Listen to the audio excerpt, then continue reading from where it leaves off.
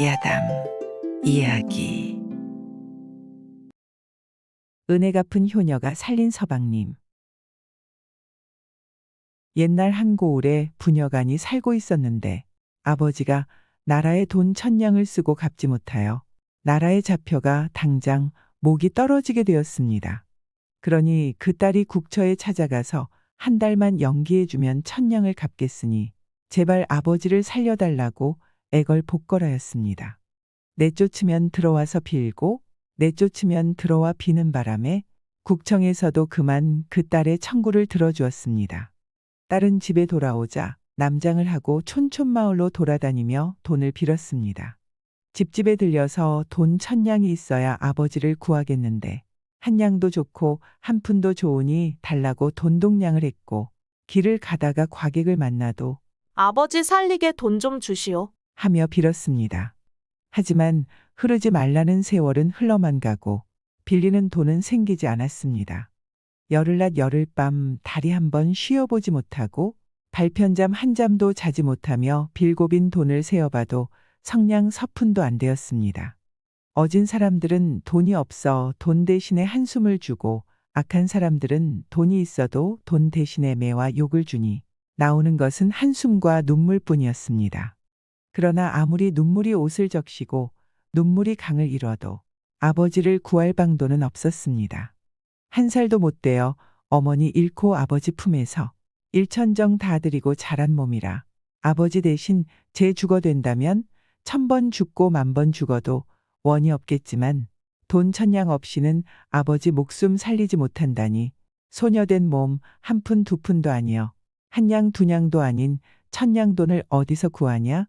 그렇지만 지성이면 감천이고 정성이 지극하면 도로에도 꽃이 핀다고 하였으니 딸은 아버지를 구하겠다는 오직 한 마음으로 울다가는 빌고 빌다가는 울면서 이 동리 저 동리를 찾아다녔습니다. 그러던 어느 날 날이 어둑어둑하여 한 고래등 같은 기와집에 들어서니 머리발 이 허연 노인이 네 집 자제인데 무슨 일로 찾아왔느냐? 하고 묻기에 지나가던 행객이 날이 저물어 하룻밤 묵어가자고 들렸소이다. 하니 반갑게 맞아들였습니다. 돈동냥 다니는 딸은 남장을 했는지라 저녁을 먹고는 주인장 노인과 이말저말 주고받다가 그만 또 그 아버지 살릴 방도가 막연하여 저도 모르게 눈물을 떨구며 슬피 울었습니다. 노인이 그 울음소리를 들어보니 자기 가슴 속에도 눈물이 지는지라 여복의 도령은 어인일로 이렇게 슬피 우는고. 내가 알아될 일이면 그 사정 이야기나 하게. 그저 말없이 울기만 하니 내 가슴도 답답하네. 노인의 말을 들어보니 참으로 고마운 말이라 돈동냥 다니는 딸은 울다가는 말하고 말하다가는 울면서 지나온 이야기를 자초지종 다 말했습니다. 주인 영감은 이야기를 다 듣고 나더니 뜻밖에도 과연 기특한 일이로다. 내 돈 1000냥을 줄 테니 나라에 바치고 아버지를 살리게나. 라고 하였습니다. 아니, 그게 정말이옵니까? 이게 그래 꿈이나 아니옵니까? 돈동냥 떠난 딸이 코가 땅에 닿게 엎드려 절을 하고는 영감의 손을 부여잡고 대성통곡하는데 영감이 하는 말이 이 사람 울지 말게. 나한테도 자네와 같은 외동아들이 있는데 그만 풍병에 걸렸다네. 돈은 많아도 백약이 무효하고 백이원이 무방도니 제 자식도 살리지 못하는 그 돈은 해서 못하겠나? 어서 가져다. 죽게 된 자네 부친이나 구하세.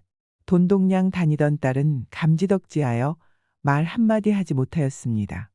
주인 영감이 이튿날 아침 나귀등이 휘게 돈을 실어주어서 딸은 그 길로 나귀를 몰고 나라에 가 1000냥 돈을 바치고 아버지를 구하였습니다. 515나라에 잡혀가 죽을 날만 기다리던 아버지는 꿈같이 살아나 사랑하는 딸을 다시 보게 되니 기쁘기 한량없었습니다. 그런데 아무리 생각해야 그 돈 1000냥이 어디서 왔는지 이상하게만 생각되었습니다. 그래서 딸을 보고 돈 1000냥이 어디서 났느냐고 캐어 물었더니 그 딸이 세상에는 마음이 12폭치마처럼 너르고 비단고름처럼 고운 사람들이 있다고 하면서 자초지종을 아버지에게 말씀 올렸습니다. 딸의 말을 듣고 난 아버지는 세상에 그렇게 고마운 사람이 어디 있느냐고 하면서 두 볼의 줄 끊어진 주처럼 눈물방울을 주르르 흘렸습니다. 이때라 딸은 아버지 앞에 무릎 꿇고 말하였습니다. 아버지, 아버지를 구해주신 그 은혜, 태산보다 높아 갚을 길이 없사옵니다. 머리털 뽑아 신에 삼아 올린들 그 은혜 갚으리까. 아버지, 불효 녀석은 그 집으로 시집가 하나이다. 아버지는 아무 말 없이 그저 듣고만 있었습니다. 그러니 딸이 또 말을 이었습니다. 아버지, 그 집 외동아드님이 풍병에 걸려 백약이 무효하여 한숨뿐인데 제가 시집가서 아들 노릇도 하고 며느리 노릇도 하며 그렇게 마음 꼬운 일을 고이고이 받들어 오시면 한숨과 눈물뿐이던 집에 꽃이 피지 아니하오리까. 아버지 부디 허락해 주옵소서. 아버지 들어보니 은혜를 갚으려고 풍병이 든 사람에게 시집 가려는 딸의 마음 갸륵하기가 한량없는지라 오냐 천만지당한 말이로다. 하고 허락하였습니다.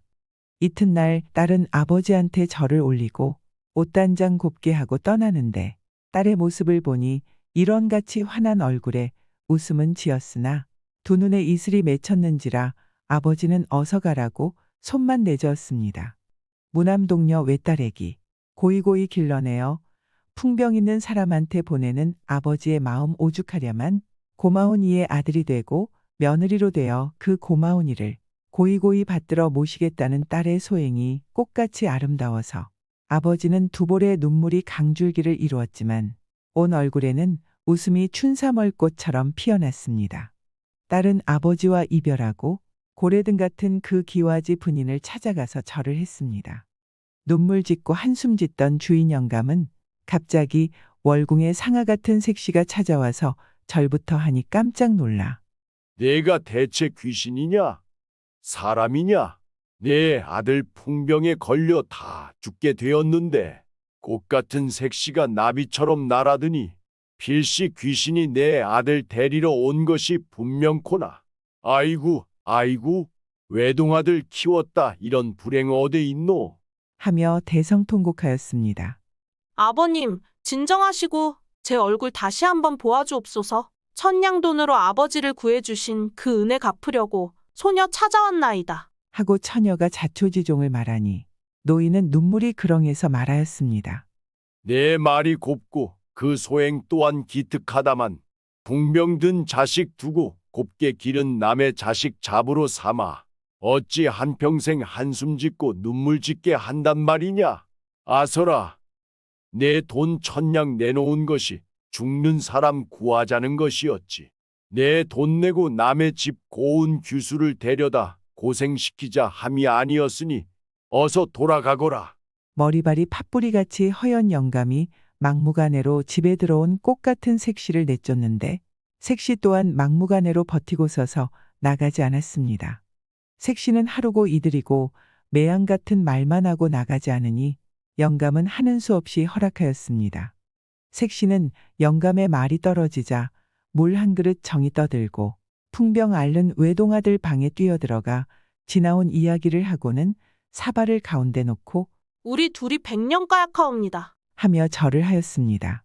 이쯤 하면 남처럼 청실홍실 느리고 잔치는 하지 않았어도 부부는 된 셈인데 풍병 걸린 낭군 얼굴에 화색 하나 없이 식음을 전폐하고 말 한마디 없더니 남들 다 자는 어느 날 밤에 집을 뛰쳐나갔습니다.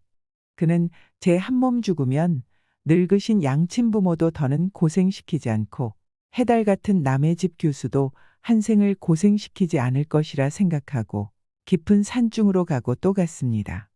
얼마를 갔는지 모르나 아침해가 솟는데 어찌 갈증이 나느지 죽는 몸이라 해도 물이나 마시고 죽자고 물을 찾아 헤매었습니다.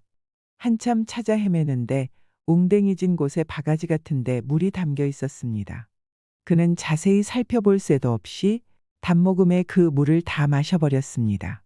그 물을 한껏 마시고 나니 온몸에 땀이 바짝 나며 잠이 막 솟아져 그 자리에 누웠습니다.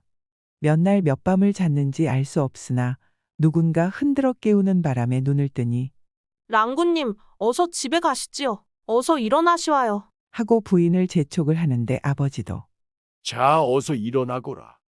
마음을 잘 먹으면 칠성이 굽어본다더니 과연 옳은 말이다. 천년 묵은 두굴의 고인물 마시면 내 병이 떨어진다더니 내가 저 두굴의 고인물 마셨으니 인젠 됐구나. 내 병 떨어지고 내 고운 며느리 봤으니 이런 영화 갓도 어디 있느냐. 이야, 어서 일어나거라. 하고 좋아하였습니다. 참 별일이었습니다. 아들이 일어나 움직거려 보니 몸도 거뿐하고 풍병이 가신 듯 떨어졌었습니다. 이때 새색시 고운 웃음 짓고 절을 하니 그도 넙적 엎드려 절하며 절을 받았습니다. 그리고는 또 둘이 같이 일어나서 아버지 절 받으시오, 어머니 절 받으시오 하며 절을 했습니다.